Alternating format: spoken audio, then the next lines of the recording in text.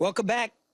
We've had this guy in a lot because the Lakers have been in the news all the time. Jovan Buha, formerly of The Athletic. He's got a new job coming up. He's got his Buha's Block podcast. Hasn't invited me on, but whatever. He's going to... Open invite whenever you want. He's going to the Summer League tonight to watch Bronny. Within like an hour, yeah. I'm going straight to the airport, yeah. Bronny versus Cooper Flagg, huh? Yeah. Is that how it's being built? Cooper Flagg versus the 58th pick?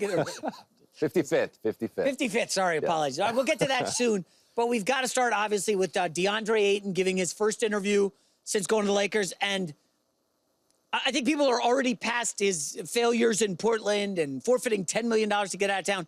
He said LeBron has not texted him, but Luka has. Now, you had a great nugget last time that Austin Reeves and Jake LaRavia share an agent.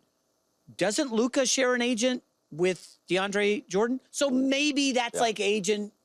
Or is there something, should we read something into this? No, so I've heard they have a good rapport, but like by NBA standards, a good rapport between Luka and DeAndre Ayton. So they share an agent. They were the top, two top three picks in the same draft, 2018 draft. Ayton went first, Luka went third. Their families have met each other. Like they have a rapport. So Luka, I've been told, was on board with Ayton coming on, and like he got the stamp of approval. So Luka's excited to have a pick and roll partner, and like DeAndre Ayton, for all of the discourse around him, we'll say, has been statistically one of the most efficient pick and roll threats, pick and roll finishers, lob threats, like over the last few years. So I think Luka's excited. Like he's certainly an upgrade over Jackson Hayes, we'll say. So like I think like this is a guy who's been double-double every year of his career. Obviously, there's been some questions with the motor and whatnot, but like, I think like he's effectively in a contract year, so he's got a lot to prove. And he talked about like this situation fueling him, and like,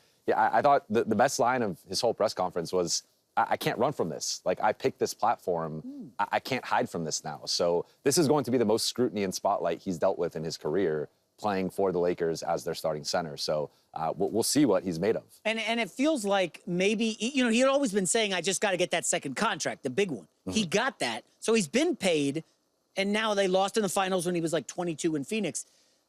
Does he marginally change the Lakers or significantly change them? Because, I mean, again, they had nothing at center last year. I think it's probably somewhere in between. Just because, again, like if you go back to the playoffs a couple months ago, they literally could not play a center. Like J.J. Redick lost all trust in Jackson Hayes, and it got to the point where they were through Maxi Kleber in a game 5 after he missed like 3 months with a foot injury and foot surgery. So it's like, that showed you the level of... Now, it's interesting, Jackson Hayes is back, and I think as a backup, he's fine. Solid. But he also does share an agent with Luka and DeAndre Ayton, so they're I mean, but I think these are all positive signs for Luka's upcoming extension on August 2nd. Okay, so a lot of Luka talk, Jovan. You're not talking about LeBron a lot. What's going on? It's been quiet, and I came on here and we talked about it. Like, I don't think he's going to get traded. I think this has been... just him putting some pressure on the organization because he sees the finish line and he's trying to get them to move that first-round pick, to invest in this year's roster and not look ahead to 2026 or 2027 because there's the report by ESPN that they're trying to keep the cap sheet clean for the summer of 2027 when Giannis could potentially be available, or is a Jokic available, either for trade or to sign one of those guys. Jokic would still be under contract, but like, does someone want out at that point? And then the Lakers have the flexibility with multiple picks, some expiring contracts, and maybe some young players at that point that like you could flip that for the next star post LeBron. So I think he's been trying to put some pressure on them to do something, and we'll see, I guess, the rest of this month if they do it. Let's ask, is there a deal to be had right now with their 2026 first? By the way, the 2026 draft class is pretty damn good. A lot of good players. But like Dalton Connect in the first, that's not getting you much. So they can't trade the 2026. It has to be the 2031 or 32. So I guess the upside there is like you are betting on what are the Lakers going to look like in 6 or 7 years, which I mean, Luka will be, I guess, what, 32, 33. He should still be in like maybe the tail end of his prime, but still probably in his prime. I think that pick has value.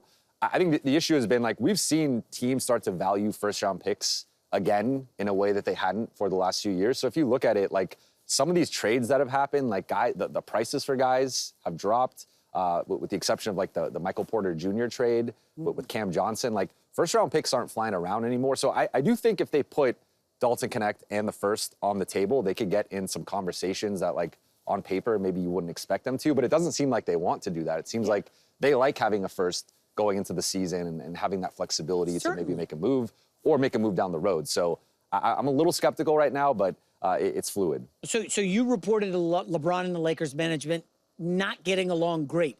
Is this because maybe LeBron, he's just upset that he's no longer the guy to build around and it's Luka? Is this him pouting? Does he have a player in mind? What? I think it's a little bit of all that, right? This is the first time you could say in LeBron's career he hasn't been the sole focus or the primary focus of his franchise that he's been on. Like, even with AD, it was always LeBron trying to pass the baton to AD.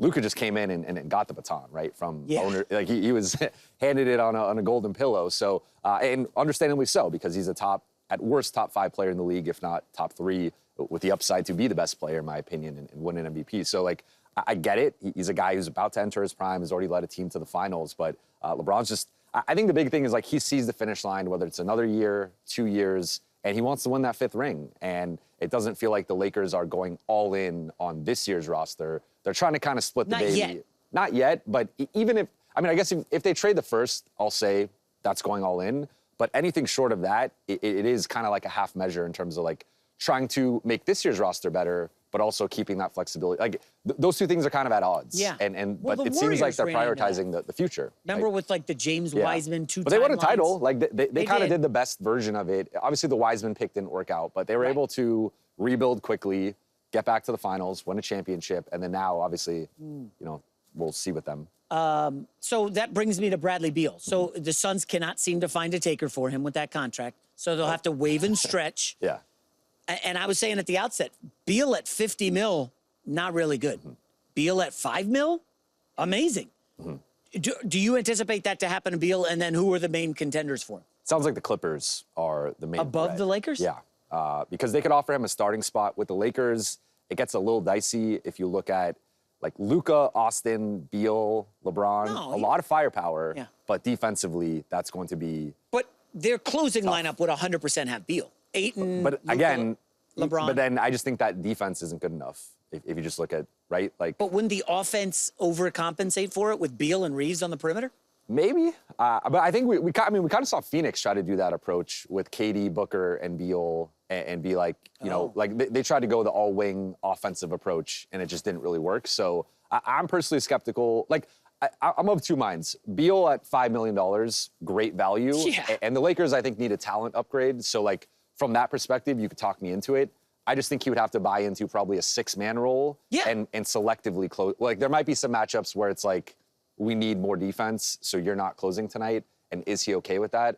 I think he's still trying to get back to being a starter, and because you also got to think about his next contract, right? So, like, in the NBA, once you accept the bench role, once you get bought out, like, there is, like, a stamp on you that I think affects, like, your perception and, like, your next deal. Like, very few guys are able to get bought out and, like, rehab their value. So I think once now you're making $5 million, now you're coming off the bench, maybe next contract's like a mid-level contract. So I think for him, maybe going to the Clippers or going to, like, Milwaukee, I think would be the come on. Not from, like, a competition perspective, but, like, he could be the number 2 guy in Milwaukee and, like, really show. So let's what back he up then. has. What does Bradley Beal want? He's made I can't say that word. He's made a lot of money. Made a lot of money. What does he want? Has he been to a conference finals? Not to my no. Second round with the Wizards. Like, Yeah. does he want to win or make more money on top of the? He's probably made $200 million in his career. I'm just guessing. Probably more than that. Yeah. Do you want to win? Like, also going to the Lakers versus going to the Clippers. Like, the Lakers are going to be on more TV games.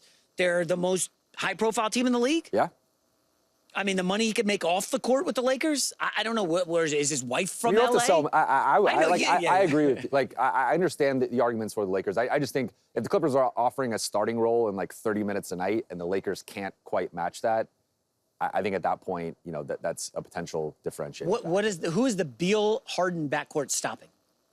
I mean, come on. I think we could run some pick and roll against them. I would like to think so. I think Beal at $5 million might be the best contract in the league, given what if he could put up 17 a game. He's still better than, like, people have given him. Like, I think he's gotten a little too much flack because of the contract and because of how much a failure that Phoenix situation was, where he still averaged, like, 17, 4 and 4 last year. 39% three-point shooter. Like he's still good. It's just not $50 million good. So basically, in a perfect world, the Lakers get Ayton at 8 and Beal at 5. Two, awesome rotational players for 13 mil. That would be a home run. They'd get an A. Would that get LeBron, you think, to buy in and get out of this funk or whatever he's dealing with right now? I think he's going to buy in. I think I think it's going to work out. I don't know if that's enough. Like LeBron's always trade the picks. Like that is like LeBron's motto is trade the picks. So if you don't trade the picks and you're not, exhausting all resources to improve the roster, because you could still sign Beal and trade the picks and improve you know what I mean? Oh, yeah. Or trade the pick and then they got a few pick swaps. So I think for LeBron, there's a lot of things going on with the situation, but I think he will be a Lakers starting whenever, late I September. hope you're right. All right, let's get to tonight's game. Cooper Flagg making his debut. It's against Bronny. Bronny has been up and down, fair to say, in the He's summer been playing league. better lately. These guys online just put together clip reels of all the bad moments. I mean, that dunk was incredible. The dunk was incredible. I haven't seen that bounce from him wasn't as great. a Laker. Just your thoughts on what Flagg, what are reasonable expectations tonight? 20? Yeah, I want to see the versatile skill set from him, because I think he's someone. The more I've studied his game and tried to come up with an NBA comp, I think he's more like an alpha Sean Marion, which is Sean Marion. He was good, really good player, multi-time All-Star, and Olympian. But I said I think he's got more of that number 1 or number 2 type scorer gene. That Marion was more of a number 3, but he's got that Marion skill set of I think he's going to be a guy at his peak, can play 3 through 5, can do defend multiple positions, can bring the ball up, run pick and roll, but also attack and come off screens and stuff. So he can do a lot of different things. In terms of tonight, I mean, this is arguably the most exciting debut Bronny, tonight. It's a big one. Since Zion, right? I would say Zion 2019. There was an earthquake that night, so we'll see. But 20 points, we'll say.